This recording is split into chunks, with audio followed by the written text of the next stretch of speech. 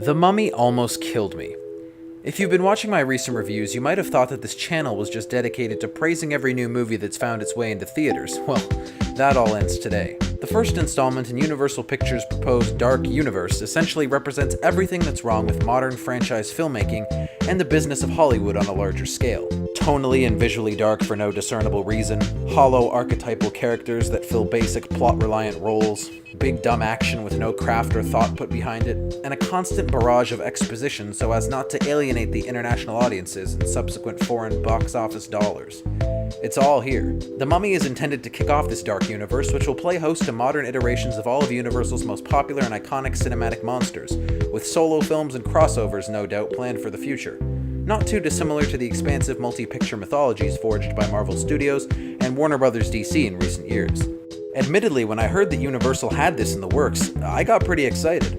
I'm a fan of the Dracula and Frankenstein films from the 30s and 40s, and I figured we could get some really interesting interpretations of this timeless material. But if what I just saw is any indication of the series going forward, maybe this universe should remain hidden in the shadows.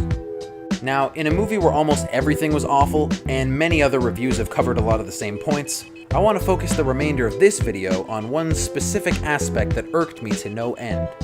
This is a segment I'm going to call How Not to Establish a Cinematic Universe, featuring the Dark Universe. Now, the first key to establishing a successful cinematic universe is to not make it super obvious that your intention is just to prelude several other movies down the road.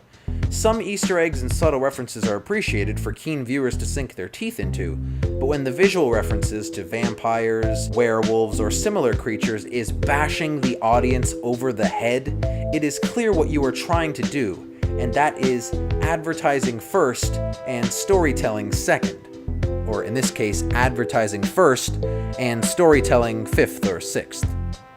Plus, the constant repetition of the word monster, particularly by Russell Crowe's Dr. Jekyll, is laughably frustrating. We get it. You study monsters, your organization deals in monsters, you know a lot about them, we're going to be seeing some more familiar faces in a few years. We get it. Next is making sure your cinematic universe is planted on the back of a likable and charismatic leading actor, and that this actor is playing a character that is complex enough to sustain multiple film installments, while also ensuring that the films themselves are still fun and engaging to watch. For example, the Marvel Cinematic Universe has Robert Downey Jr.'s Tony Stark, the DC Extended Universe has Ben Affleck's Bruce Wayne, and the Dark Universe has Tom Cruise as Nick Morton. Sorry about that, had to check IMDb. Now, to be fair, Tom Cruise remains one of the most famous movie stars on the planet, so it makes sense to cast him as the centerpiece of a franchise such as this, but the role he is given is radically ill-conceived for his skill set as a performer. His Nick Morton is written as an awkward, unlikable, lying, conniving, irredeemable, greedy, creepy, bad boy soldier turned badass treasure hunter, and this is not the character to introduce us to this world through. I'm sorry. And now I see headlines that are blaming the box office failure of the film on this leading actor.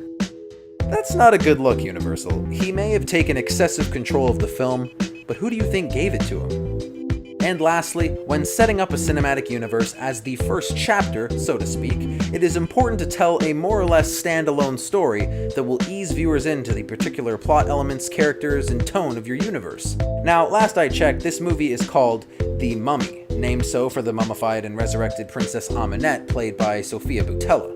So why then do we stop the movie dead in its tracks, about an hour in, to include a pointless fight between Nick Morton and Jekyll under his maniacal Mr. Hyde persona? While it was one of the only highlights of the film for me from a pure entertainment standpoint, I can recognize that it served absolutely no purpose to the story at hand. Was it cool to see Jekyll transform? Yes, of course. But when a superfluous action sequence interrupts the momentum of the film and actively distracts from the story and progress, that is just not good storytelling. But aside from some scattered flashbacks of her origin, and some scenes where she explains her curse to Tom Cruise's character, there is little more the movie has for Amenette to do, besides act as a marketing gimmick. Everything about this film is equal parts dull, uninspired, and entirely lacking in vision. It's all derivative plot material and visuals we've seen before in much better movies. As the directorial debut of hack screenwriter Alex Kurtzman, the film comes complete with poorly structured action sequences, a moronic use of an iconic monster, a needlessly convoluted plot and mythology, and a cynical artificiality that prevented me from ever becoming invested in this world. There's a lot that should have worked here, and could have worked here. With a better director, screenplay, and visual aesthetic, with a different time period, setting, and some more engaging characters, this could have been a fun throwback adventure movie. While I disliked Kong Skull Island from earlier this year, at least from a visual standpoint, the color in every shot of that film helped to capture a particular time in history. That could have added so much here, but instead we get a desaturated mess, a joyless film that acts as a jumping off point for sequels and spin-offs, but forgets to actually be a movie in the process.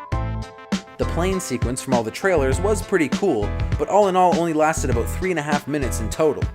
Russell Crowe as Jekyll and Hyde was an inspired choice, acting as the Nick Fury type, connecting the films to one another as the leader of an organization that gathers and studies monsters and everything that surrounds them. But it ends up more silly than convincing, because his inclusion in this film is just not implemented very well at all.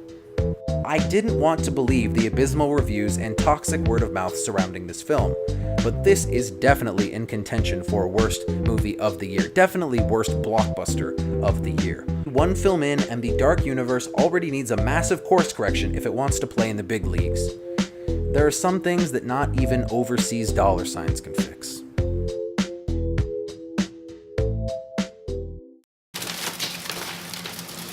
Oh my god, that was rough.